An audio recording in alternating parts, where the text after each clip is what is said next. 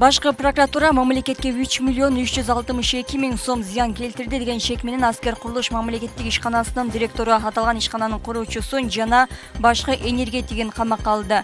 Коргоо министрлигинин жана Аскер курулуш мамлекеттик ишканасынын жооптуу адамдары алдын ала сүйлөшүп, Кочкор райондук аскер комиссариатынын эски имаратын демонтаждоо иштерин жүргүзүүдө аткарылган иштердин наркын жогорулатып көрсөтүшкөн. Анын айынан мамлекетке 3 миллион 362 миң сом зыян келтирген. Аталган факты боюнча Аскер прокуратурасы кылмыш жаза кодексинин 336 менен кылмыш ишин козгоду.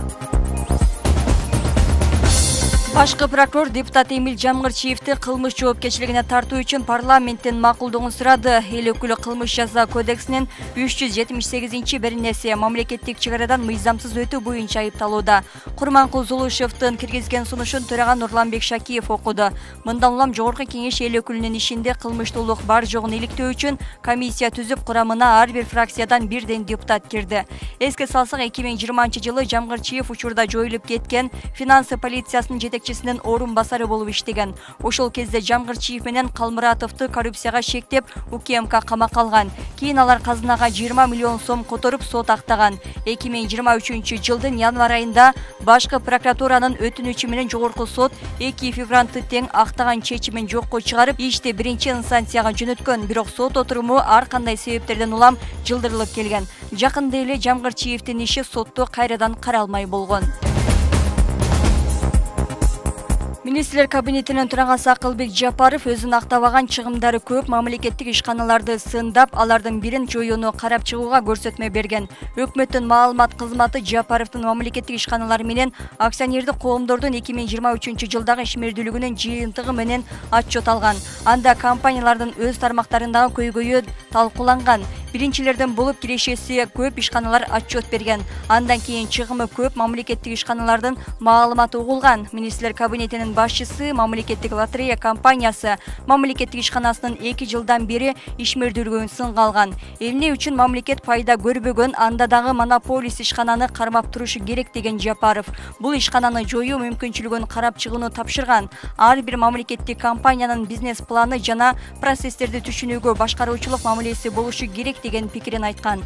Кызматтык автоунааларды сатып алуу жана кеңсени оңдоп түзөп коюу майнаптуу башкаруу эмес, булар жөн гана чыгым. Технологияларды сатып алып, инновациялык долбоорлорду ишке ашырышы керек деди өкмөт башчы.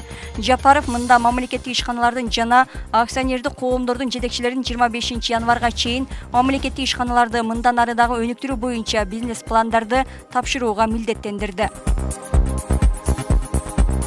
Бурганактан улам төө ашууда жол көрүнбөй каттамды кыйындатып жатат. Бултырасында Чүй облусунун жол кыймылынын коопсуздугун камсыздоо башкармалыгынан билдиришти.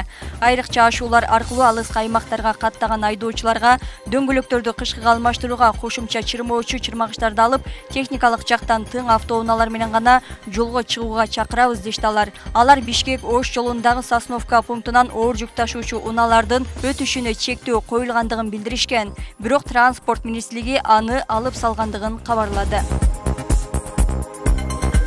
Бишкекте коомдук транспорттогу жол кире 2024-жылдын 15 январынан тарта көтөрүлөт. Бул тууралуу вице-мэр Максатбек Сасыкулов билдирди. Эскерте кетсек, жол акыны көтөрүү боюнча токтом долбоорун шаардык кеңеш бүгүн кабыл алып берди.